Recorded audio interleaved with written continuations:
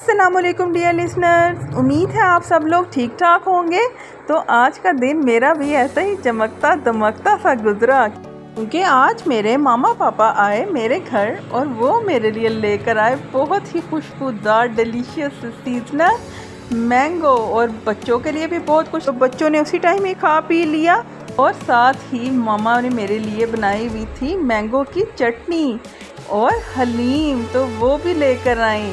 तो इन चीज़ों का तो अपना ही मज़ा होता है, चाहे इनकी क्वांटिटी कम हो या ज़्यादा, लेकिन माँ के हाथ की चीज़ों का तो अपना ही मज़ा है। गर्मी थी बेहद शदीद, तो मैंने झट से उनके लिए फालसों का शरबत बनाया और उसकी रेसिपी भी मैंने सोचा आपके साथ शेयर कर दूं।